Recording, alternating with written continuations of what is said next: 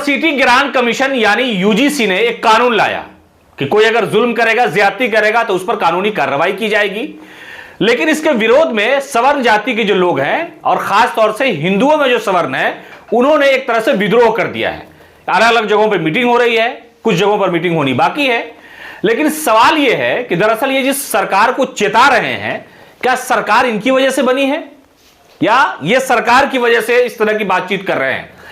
अलग अलग social media platform पर अलग अलग लोग, सवर्ण जाति के जो लोग हैं, वो ये कह रहे हैं कि हमारे अंदर इतनी हिम्मत है, हमारे अंदर इतनी सियासी कुव्वत है, इतनी ताकत है कि हम नरेंद्र मोदी को प्रधानमंत्री की कुर्सी से नीचे हटा देंगे, भारतीय जनता पार्टी को सत्ता से बेदखल कर देंगे। तो आइए हम जानते हैं कि दरअसल ये भौकाल है या सिर्फ हंगामा है या सिर्फ सरकार को बताना है या यह कि अत्याचार करने के मिजाज और दिमाग में जो चीजें चल रही हैं दरअसल उसको थोपना है।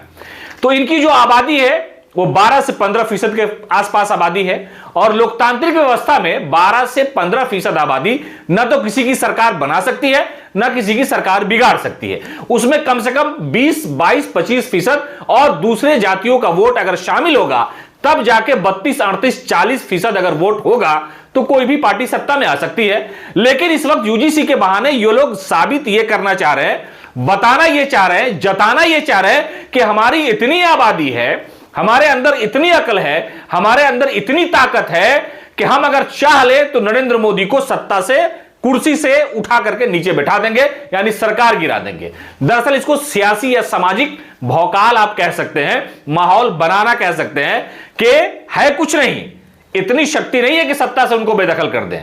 हालांकि ये कहते रहे कि नरेंद्र मोदी हम लोगों के सियासी पिता हैं। कई सारे वीडियो आप देखेंगे अलग अलग प्लेटफॉर्म पे, जो बीजेपी को, आरएसएस को मानने वाले लोग हैं वो उन्हें कहते हैं कि नरेंद्र मोदी ने भारत को जिस तरह से सजाया है, संवारा है, अब फैसला अगर उनके गुरु का है, फैसला अगर उनके गार्जियन का है तो इस फैसले को मानना चाहिए।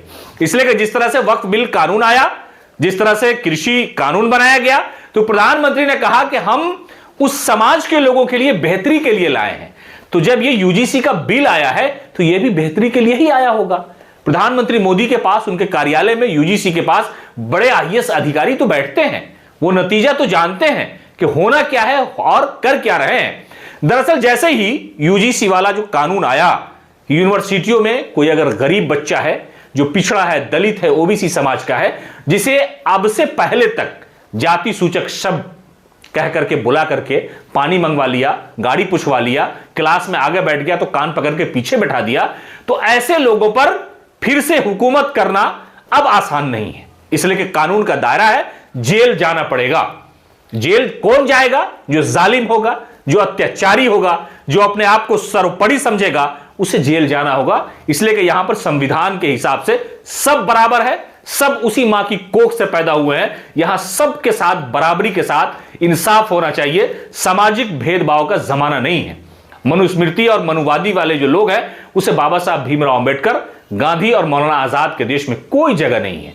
लेकिन यह भौकाल बनाना कि प्रधानमंत्री, अच्छा जो लोग विरोध प्रदर्शन कर रहे हैं उनसे हमारी एक विनती है, हमारा एक मशवरा है कि आप प्रधानमंत्री कार्यालय के सामने जाइए, वहां पर प्रधानमंत्री से मुलाकात कीजिए। अगर वो ना माने तो धरने में बैठ जाइए और कहिए कि क्या गुरुजी, क्या मालिक, क्या कर दिया आपने, प्रणाम, हम इतना वोट आपको करते हैं, मोदी जी नमस्कार, जय जय मोदी, हर हर मोदी, घर घर मोदी।